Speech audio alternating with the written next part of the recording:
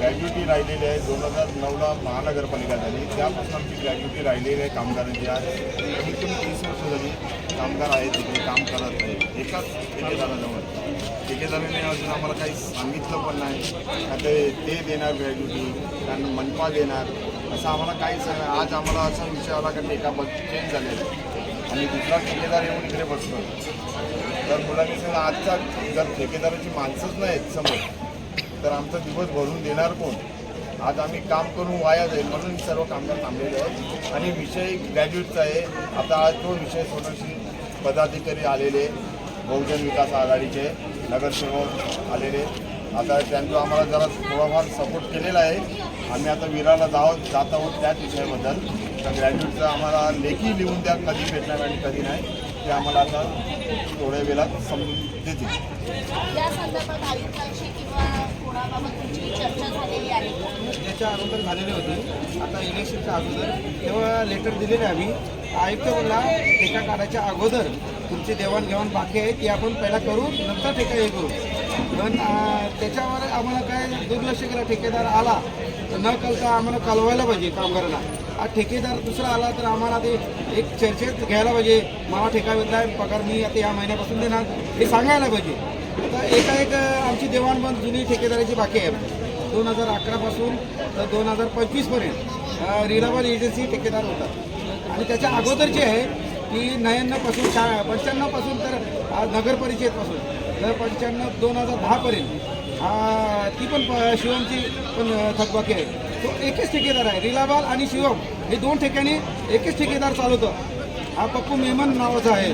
तर आमच्या अफजल मेमन तर त्यांनी आमची थकबाकी काही दिली नाही. हे ग्रॅज्युटी आता ठेका चेंज होण्याच्या अगोदर आमची वार्षिक सुट्टीचे पण पैसे 10 महिन्याचे बाकी आहे आणि एक बोनसाचं पण बाकी आहे. ते आम्हाला पूर्ण अदा करावं असं आमचं मत आहे.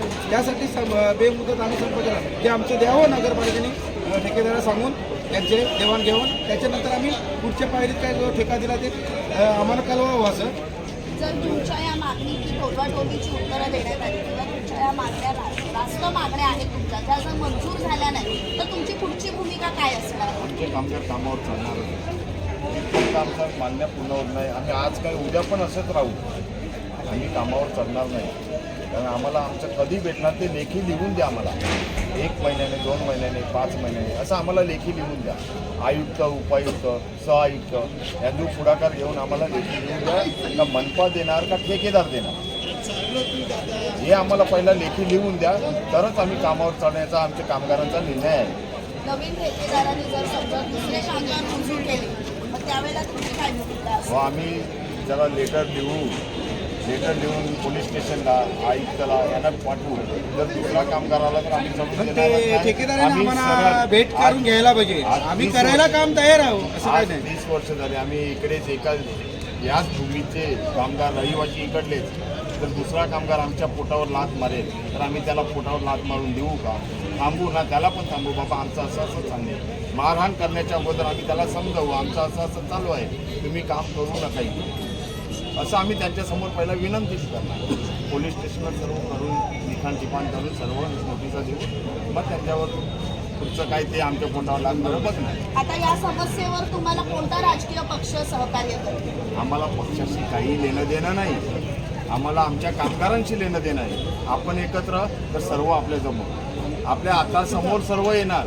आपण एकत्र असलो तर कोणी आपल्याला काही करणार नाही. कुठला पक्ष नगरसेवक बोला 5 वर्षाचा, आयुक्त बोला आज 6 महिने 3 महिने 3 वर्ष त्यांची पण बदली 2-3 महिन्यांनी त्यांची पण बदली होती. नगरसेवक 5 वर्षाचा आहे. कामगार कायमचा आहे. स्थानिक भूमिपुत्रांना न्याय दिलाच पाहिजे. आणि जर आपल्याला नाही भेटला तर आपण कामावर चढून फायदा नाही. कामगार एकजुटीचा विजय असो. कामगार एकजुटीचा विजय असो. कामगार एकजुटीचा विजय असो. कामगार एकजुटीचा विजय असो. कामगार एकजुटीचा विजय असो.